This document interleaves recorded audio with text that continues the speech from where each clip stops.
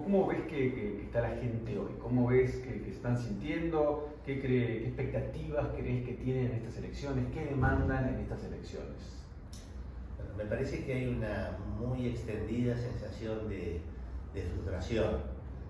Y esto tiene que ver con un país que lleva décadas sin crecer, sin desarrollarse. Y yo creo que la gente quiere volver a creer y por eso quiere volver a depositar su confianza. Pero yo creo que a la situación que ya era muy mala de Argentina, la pandemia le ha traído un resultado muy malo, ¿no? Y tenemos que tener mucho cuidado de que esto no se trastoque en una suerte de desencanto hacia la política, porque en realidad solo la política es la que nos va a brindar un futuro mejor. Y creo que la demanda es buscar quiénes pueden encarnar ese cambio, quiénes nos pueden llevar a la Argentina a un rumbo de desarrollo. ¿Cuál es la fortaleza de Juntos por el Cambio? ¿Qué puede aportar Juntos por el Cambio a nuestro país? Me parece que Juntos por el Cambio puede brindar la alternancia, que ya es un valor en sí mismo en cualquier sistema democrático, y después la flexibilidad para ampliarse y robustecerse, ¿no? Me parece que Juntos por el Cambio, y sobre todo luego de la experiencia que tuvo en el gobierno, tiene la conciencia de que la Argentina necesita conformar una coalición de gobierno, no solamente electoral, muy sólida, que le permita a la Argentina tener expectativas, miradas de mediano y largo plazo. No esté encerrado en posiciones dogmáticas, como la tiene el actual oficialismo, ni ideológicas, y yo creo que puede ser la plataforma para el despegue de la Argentina. ¿Te acordás de alguno de los proyectos que trabajamos juntos? Muchísimos, pero a ver, para hacer, me parece que se trabajó muchísimo en el acceso a la información, Un montón. En cuanto a proyectos que pueden ser trascendentes, el de la despenalización de la tenencia de estupefacientes, que ahí lo reformulamos en el 2012. En realidad, en la última parte, cuando yo fui presidente del bloque, él me trabajaba en casi todo, porque él coordinaba a todo el equipo de asesores, ¿no? Es decir, que por él pasaban casi todos los proyectos. Ricardo, bueno, primero me enseñó a redactar proyectos de ley, yo no soy abogado, entonces Ricardo me enseñó a redactar, pero no me enseñó posta, él agarraba los proyectos y te explicaba cada parte del proyecto de ley, cómo se escribía, lo que significaba, la rigurosidad de construir argumentos y de cómo uno puede, bueno, generar un discurso en base a contenido concreto y ser sólido y conocer siempre las dos posiciones de cada tema. Eso quizás debe ser por tu rol de abogado, ¿no? Por tu formación, que estás pero eso es un ejercicio muy habitual. ¿Qué piensa que piensa distinto?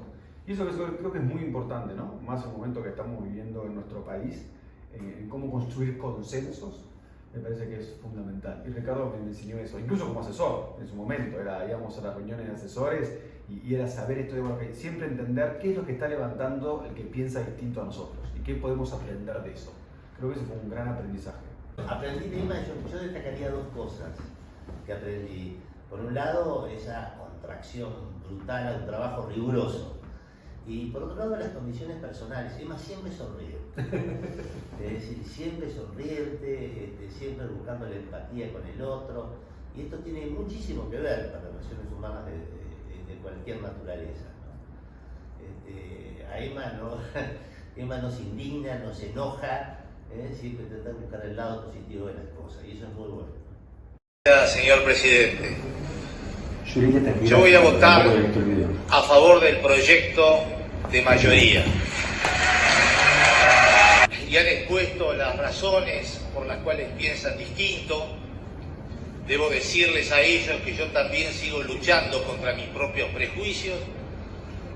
Yo quisiera explicar brevemente cuáles son las razones que me inclinan a votar con total convicción por el proyecto de la mayoría.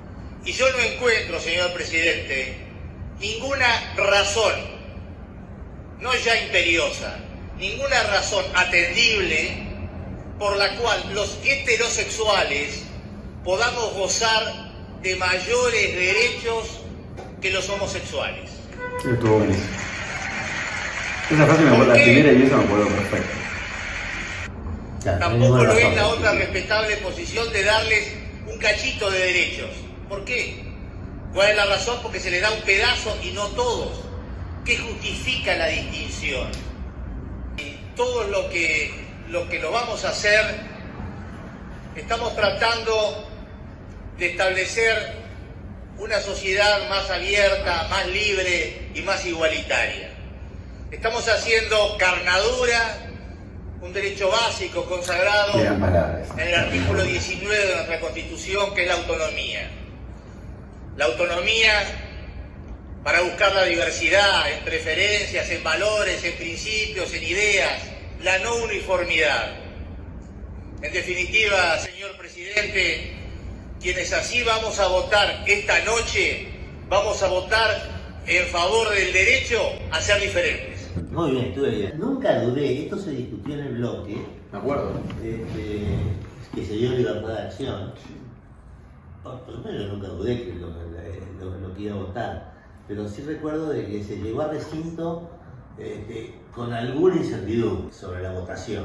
Y sí recuerdo también de que esa noche, mientras se discutía, el grupo promotor, que eran sobre todo de diputadas, me acuerdo de María Luisa, me acuerdo de Vilma, alguna ayuda hice en alguno de los que estaban dudando, ¿no? Porque yo no recuerdo el resultado final de la votación, pero no fue una votación aplastante. No me acuerdo cuál fue el número, pero no fue aplastante. Y sobre todo, los que más costaban eran los que propiciaban la unión civil. Un pedacito de derecho. Claro, ¿por qué? Es eso, lo digo, pero es esa frase, ¿eh? Después la pasó un pedacito de derecho y no el derecho, es como... Sí. Y sobre todo, bueno, que no hay un solo argumento por el cual no puedan tener eso. Yo estaba paradito ahí en una bandeja al costado de Ricardo. Nada, fue un momento muy emocionante, fue un momento de mucha alegría. Yo tampoco sabía que iba a votar a favor, pero no sabía cómo iba a construir ese argumento. Y la verdad fue muy lindo, fue un momento muy lindo y haber sido parte de todo el proceso, ¿no? Esto que decía Ricardo nos pedía todo el tiempo información de otros países, de jurisprudencia y ver y ayudarlo a él a diseñar ese discurso y estructura ese discurso era muy movilizante, porque como decía Ricardo, es una ley que probablemente él votó lo que consideraba que era lo que correspondía, pero para mí todo el tiempo esta cosa que era como una doble sensación, era ser un buen asesor y un buen colaborador, pero a su vez era también pelear por mis derechos, ¿no? Entonces todo el tiempo esta tensión dentro de mí era muy fuerte, era muy presente. Sí recuerdo, ahora estoy recordando una cosa, de que viendo y ¿viste? Cuando vas rememorando surgen los recuerdos.